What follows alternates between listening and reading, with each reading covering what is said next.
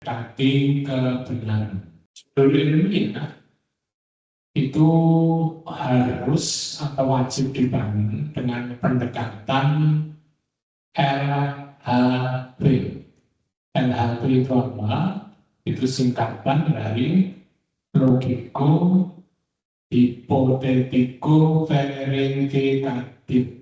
Jadi dasarnya menggunakan logika, nalar orang yang sehat.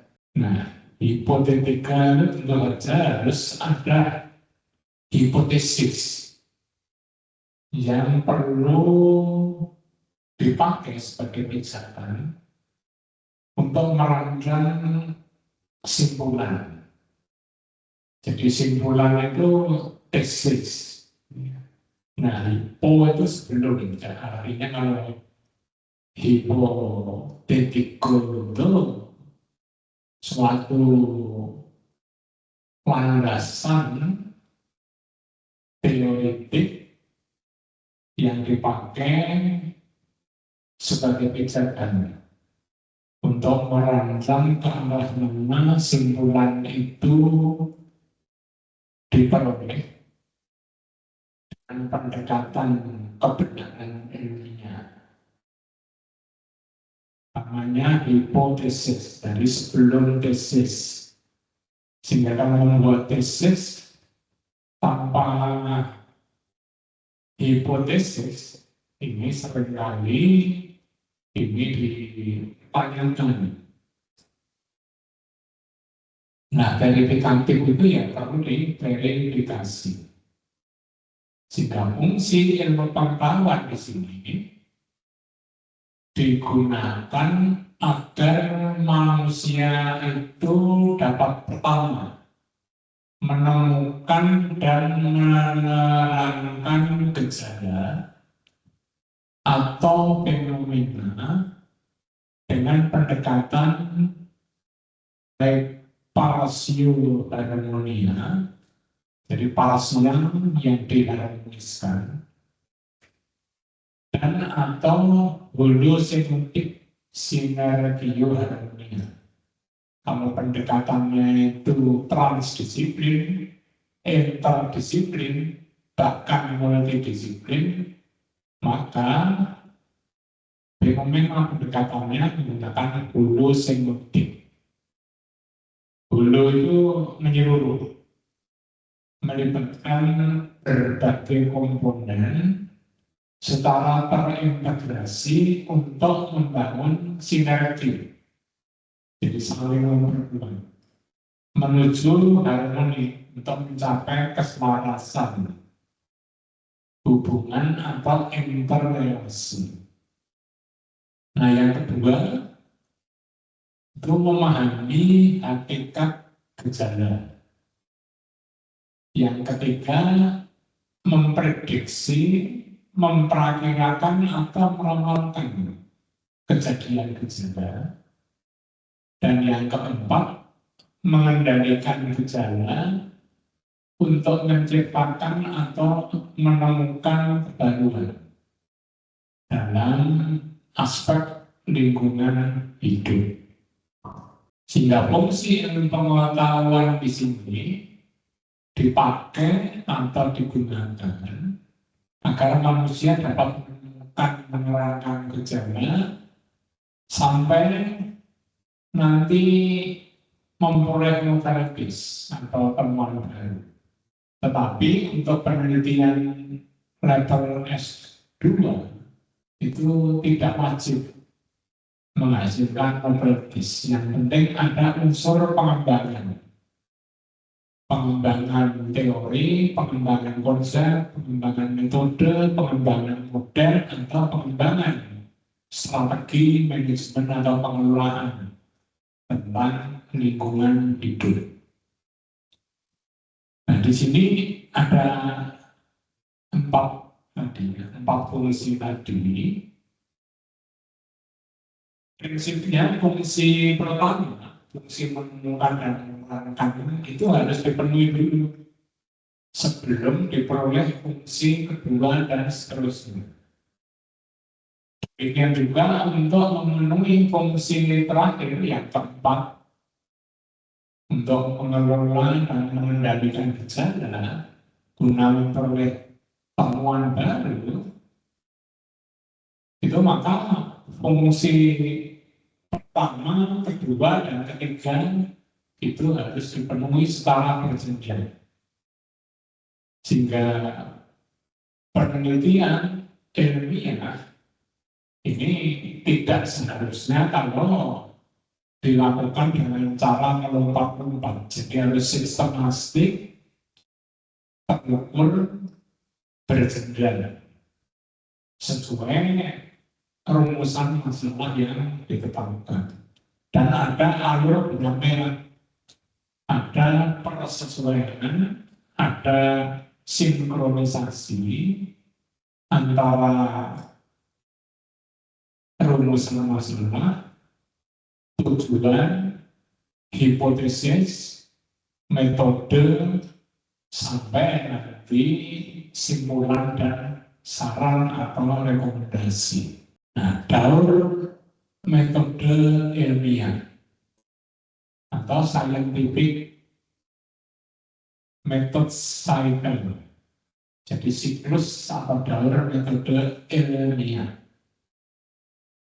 Bahwa prosedur ilmiah harus atau wajib dibangun dengan pendekatan daur LHD atau logiko, hipotetiko, verifikatif. Nah, dalam pendekatan LHD untuk metode ilmiah atau metode scientific methods, itu digunakan dua logika pikir sekaligus, yaitu dengan pendekatan logika pikir deduksi, dan yang kedua pendekatan logika pikir induksi. Dalam logika pikir deduksi, berpikir untuk memperoleh kebenaran dimulai dari hal-hal yang sifatnya umum menuju ke hal-hal yang lebih khusus. Di sini pengetahuan tekstual, artinya yang sudah berupa teks atau yang skalanya lebih luas, itu diberlakukan nantinya pada hal-hal yang lebih sempit, sehingga kebenaran diperoleh secara rasional, jadi berbasis rasio atau logika, mengandalkan kemampuan akal, logika atau rasio orang yang sehat jasmani dan sehat rohani. Selanjutnya dalam logika induksi, berpikir dimulai dari hal-hal yang sempit, yang khusus. Dimulai dari hal-hal yang sifatnya spesifik, menuju ke arah yang lebih umum. Himpunan pengetahuan yang khusus diperoleh dari pengalaman empiris. Itu dianggap berlaku pada keadaan yang lebih luas. Jadi dapat digeneralisir. Kebenaran diperoleh secara empiris berdasar fakta-fakta, data, atau realita. Sehingga logika induksi nanti akan menghasilkan suatu generalisasi.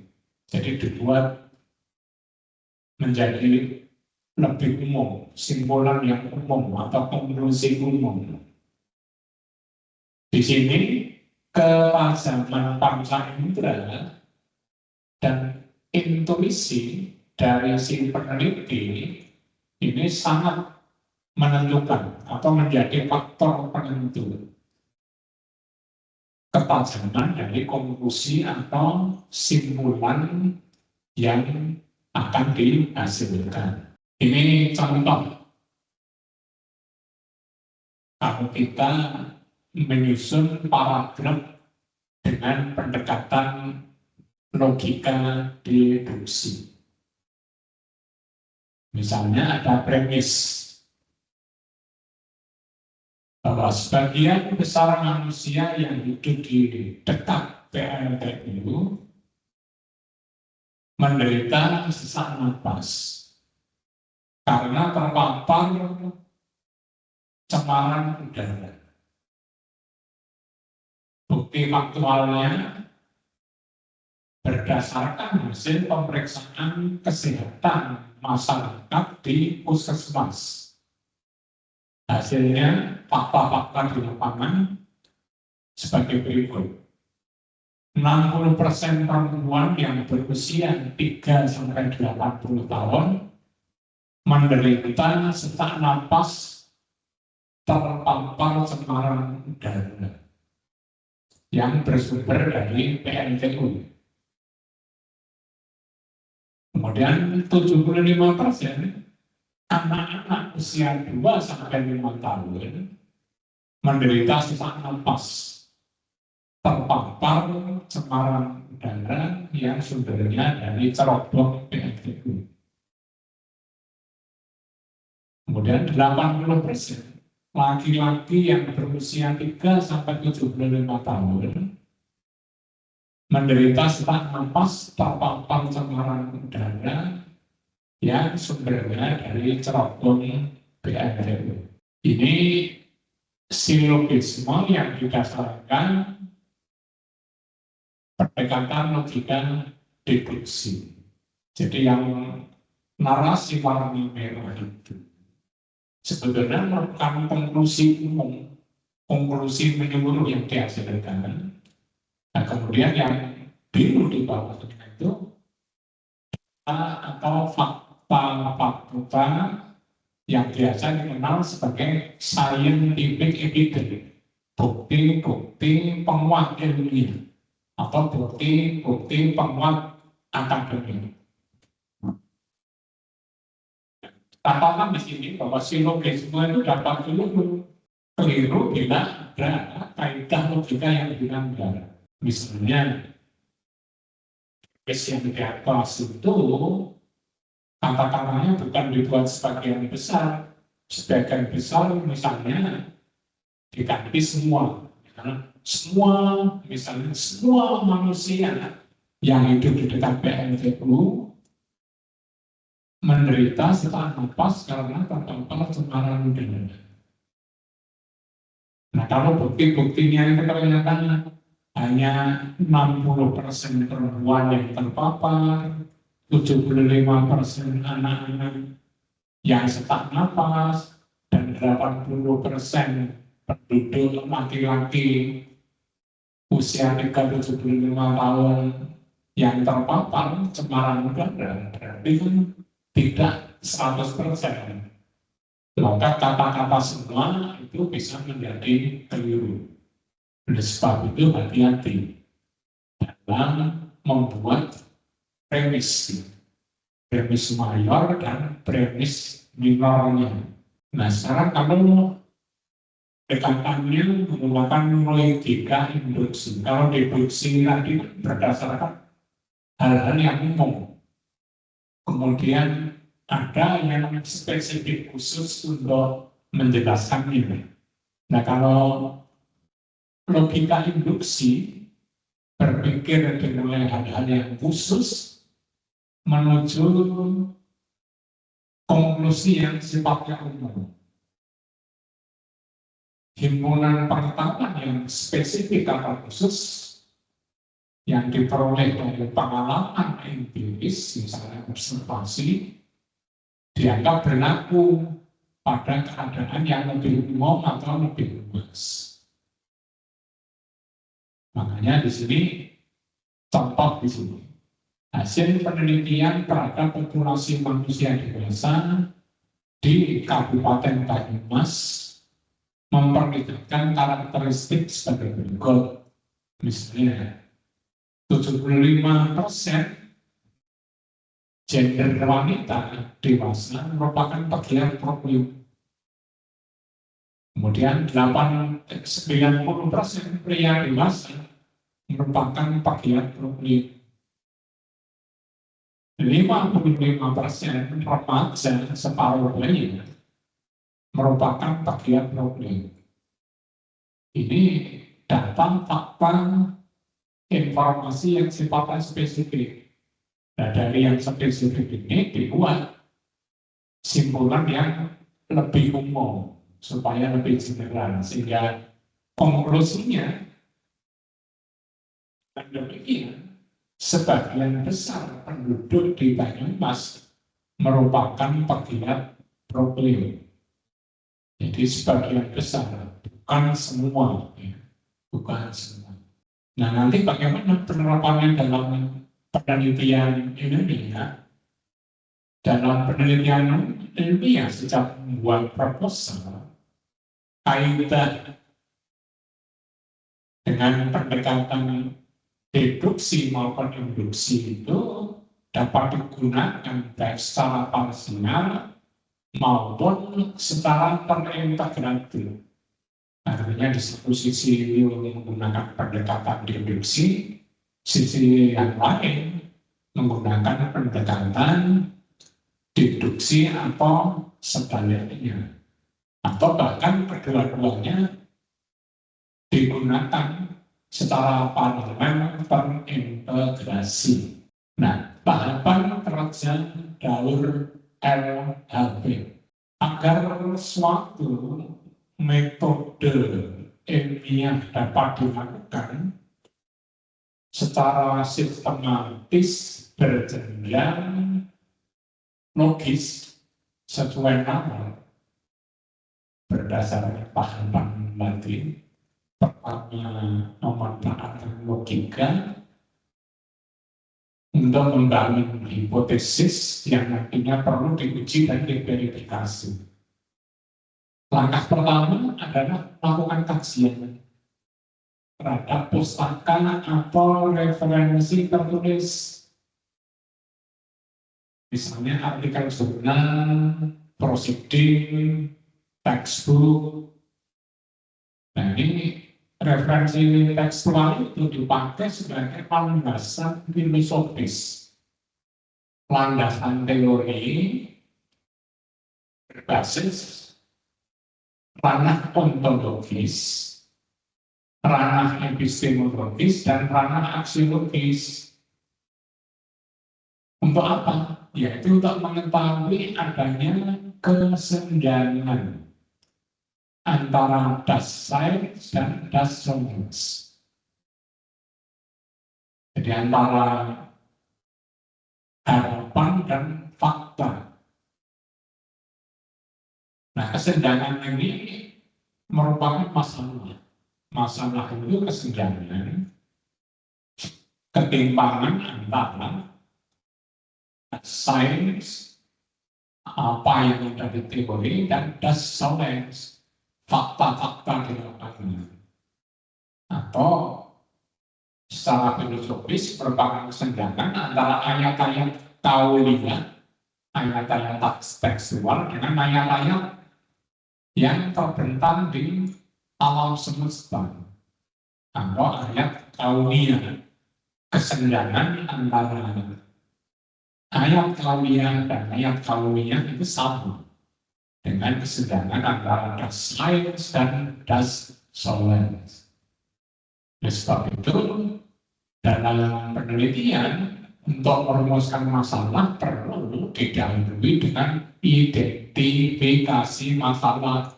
Identifikasi masalah selanjutnya baru dilakukan perumusan masalah. Nah, perumusan masalah itu merupakan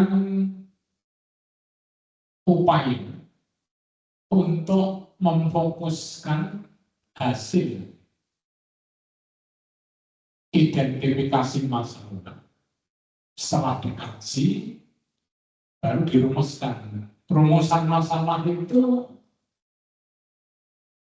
dapat dituangkan secara naratif dalam dua bentuk. Pertama, dalam bentuk public statement atau pernyataan masalah. Yang kedua, dituangkan dalam bentuk research question atau pertanyaan penelitian.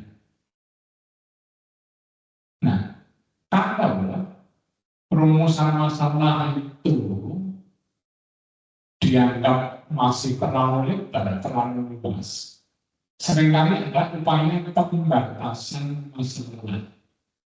Pembatasan masalah itu upaya memilih dan memilah masalah yang aktual, yang sekiranya nanti dapat membantu dalam mengarahkan hipotesis yang akan dibuat. Nah, langkah berikutnya setelah merumuskan masalah, ini perlu upaya penelusuran dan pengkajian landasan teori dan landasan konsep. Nanti pada bab berikutnya kita akan bahas tentang itu teori dan itu konsep. Teori ini akan dipakai untuk merumuskan Dasein tadi. Dasein itu kalau di hipotesis itu sama dengan haki. Nah, kalau konsep itu sudah merupakan hasil kajian, sintesis, analisis dari landasan teori. Konsep itu merupakan hubungan relasi antar variabel. Variabel bebas dengan variabel bergantung atau variabel independen dan variabel dependen serta variabel yang lain.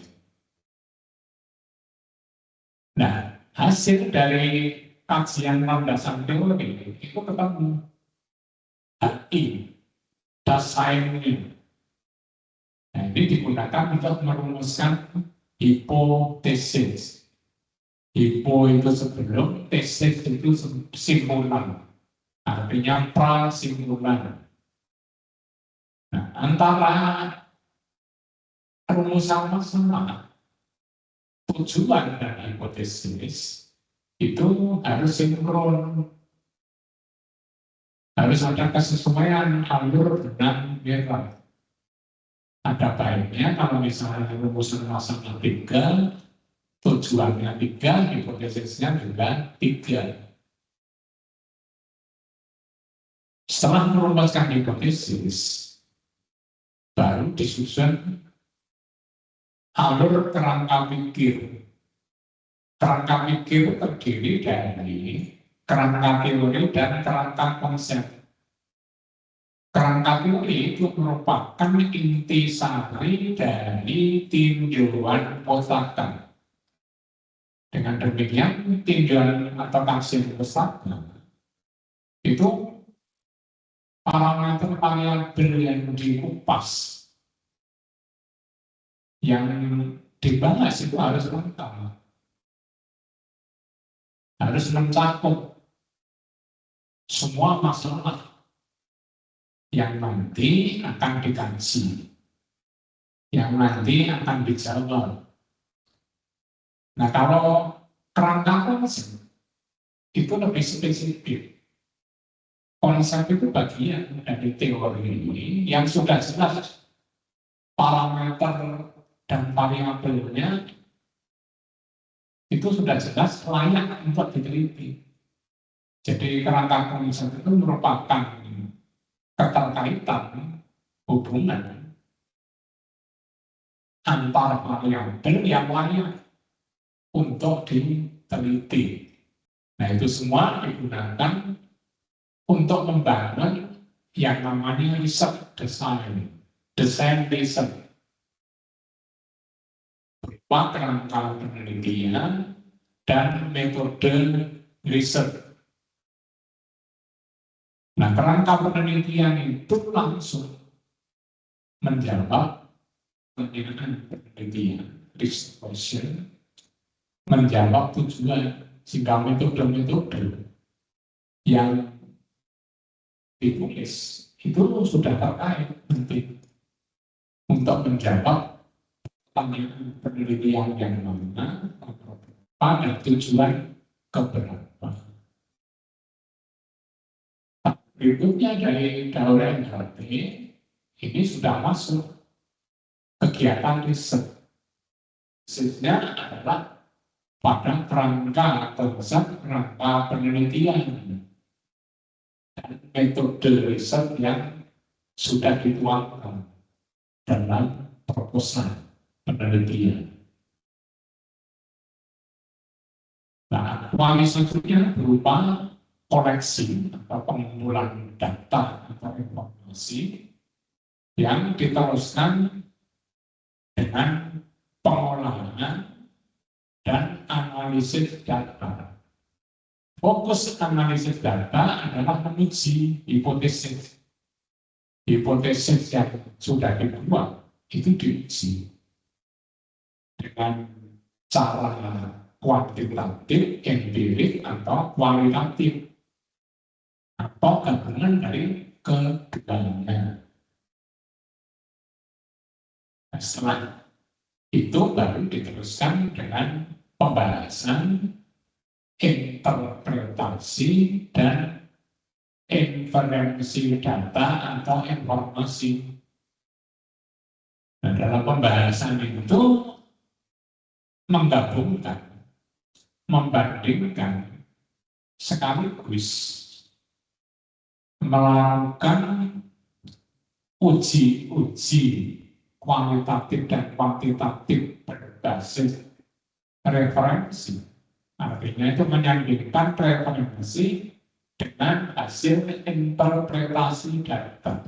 Nah, inferensi itu memasukkan pusaka ke dalam hasil interpretasi sehingga diperoleh nanti narasi pembahasan yang lebih tajam, lebih dalam, lebih luas. Jika simpulannya nanti lebih dapat diandalkan, akan menghasilkan konklusi simpulan yang lebih akurat.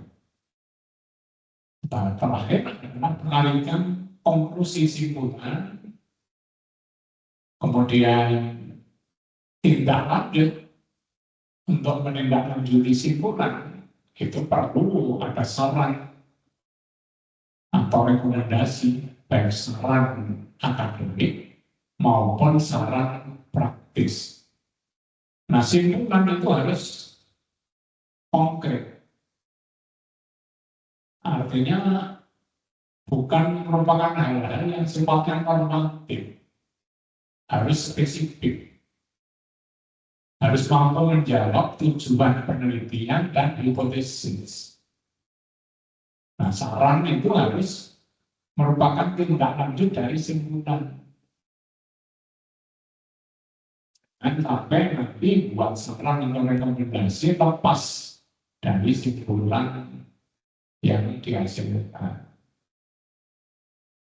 Nah, simpulan itu ya jangan sampai lepas dari tujuan dan hipotesis. Nah, tahap berikutnya melakukan diseminasi. Diseminasi itu upaya untuk menyebarluaskan informasi. Diseminasi itu bisa lewat diskusi, seminar hasil, atau publikasi ilmiah. Bisa lewat jurnal nasional terakreditasi, bisa lewat jurnal internasional. Nah, kita masuk pada roh ilmiah. Roh ilmiah itu merupakan bagian penting dalam upaya peneliti atau ilmuwan untuk memperoleh kebenaran ilmiah. Secara umum roh ilmiah dapat dirinci dalam 10 kategori. Pertama, jujur. Ini jujur itu merupakan sikap roh ilmiah yang kedudukannya itu paling tinggi.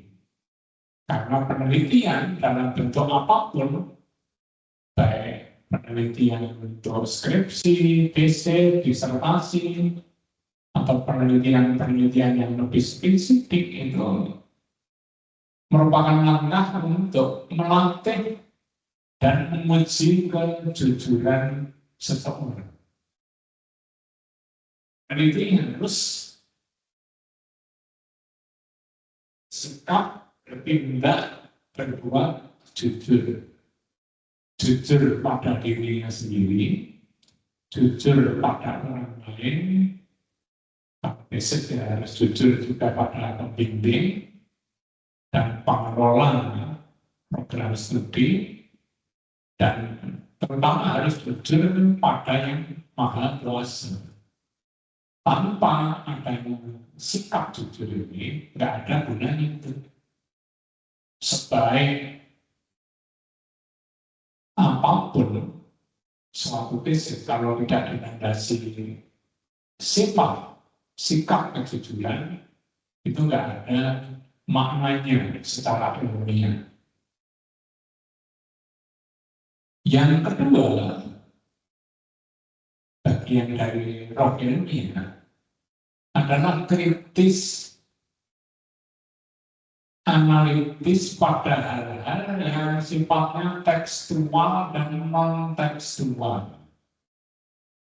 Nah ini kalau kita akan meneliti sesuatu, baik meneliti pustaka maupun meneliti fenomena alam di lapangan, sikap kritis analitis itu sangat diperlukan. Jangan sepenuhnya percaya dengan hal-hal yang sudah tertulis maupun yang belum tertulis. Kita harus hati-hati, cermat, dan waspada. Misalnya kita ingin membaca, ingin mendapatkan data sekunder dari data informasi yang sudah dikumpulkan oleh instansi tertentu. Kita jangan mudah percaya, kritisi. Kadang-kadang ada data, sudah ada total penjualan, ada standar deviasi, nilai rataannya, confidence limitnya. Kalau perlu kita cek ulang. Kadang-kadang itu belum tentu benar. Kemungkinan ada tipe pengetikan yang tidak cermat, jadi kita harus waspada. Juga kalau penelitian dilakukan, kalau kita menggunakan alat elektronik, alat-alat digital, itu harus dipastikan peralatan itu sensornya masih sensitif apa enggak, sudah dikalibrasi atau belum. Karena kadang-kadang ada data yang meragukan sehingga perlu dikritisi. Jadi yang kedua itu harus cermat, hati-hati dalam melakukan tahapan penelitian apapun. Yang ketiga itu objektif dan berani bertahan pada kebenaran. Yang ketiga ini kalau kita yakin apa yang kita peroleh dari penelitian itu memang benar,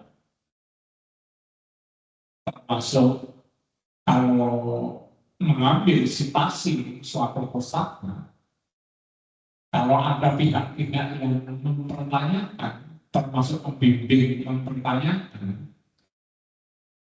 peneliti yang berani berkata, kalau memang yakin apa yang diperoleh, apa yang diperbuat itu benar.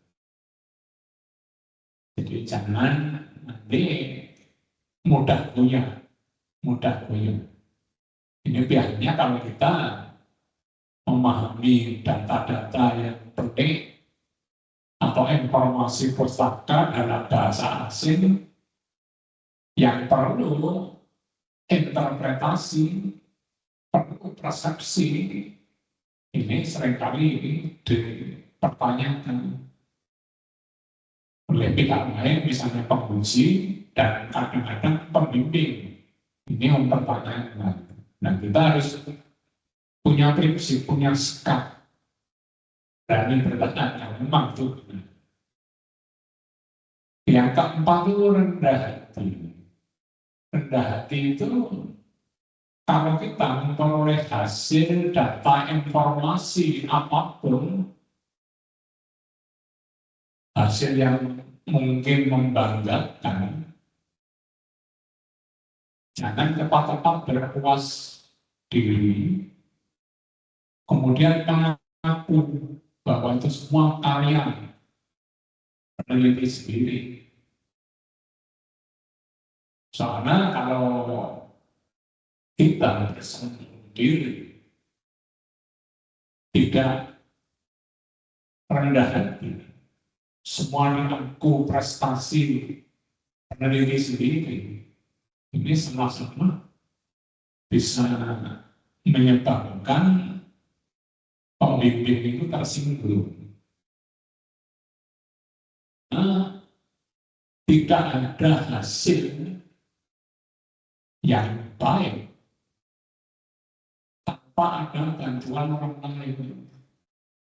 Kita meneliti itu tentu didukung oleh banyak pihak, sehingga kita perlu rendah hati, paling nggak menyampaikan terima kasih penghargaan pada pihak-pihak yang sudah membantu, pihak yang sudah berjasa. Nah, ini biasanya dituangkan kalau di tesis itu ada di kata pengantar atau di bagian ucapan terima kasih. Kalau di artikel jurnal ya, ada di bagian acknowledgement. Jadi pernyataan terima kasih atau penghargaan kepada pihak-pihak yang sudah berjasa. Nah, seringkali dalam tesis banyak kejadian dalam kata pengantar itu tidak menyampaikan penghargaan atau terima kasih pada dosen yang membantu, pada dosen lain, bahkan pada para penguji juga lupa. Ini menunjukkan kalau ini si peneliti itu tidak bersikap rendah hati. Termasuk kalau dalam penelitian kita itu ada laboran, ada teknisi, ada mahasiswa S1 yang bantu, atau pihak lain yang bantu. Nah, ini perlu disampaikan ucapan terima kasih dan penghargaan. Yang kelima, tanggung jawab atau responsibility. Nah, tanggung jawab itu dalam suatu tesis itu ada tanggung jawab personal, ada tanggung jawab komunal. Tanggung jawab personal itu adalah tanggung jawab dari si peneliti, si penulis. Artinya, kalau dalam ujian misalnya ada kritik dari penguji tentang kekurangan atau kekeliruan narasi tertentu, ya jangan nanti menyalahkan atau melempar tanggung jawab ke pihak lain. Misalnya dalam pengetikan banyak yang tidak jelas, fotokopinya juga tidak jelas, peta-peta tidak jelas, gambarnya kabur, dikritik. Jangan menyalahkan pihak lain. Akui itu ada kekurangan, ketidakcermatan dari kita. Jangan malah menyalahkan tukang fotokopi, tukang ketik, atau pihak lain yang bantu penelitian. Nah, kalau tanggung jawab penuh itu istilahnya tanggung renteng. Jadi tanggung jawab bersama dari tesis satu tulisan itu. Kalau dalam satu tesis itu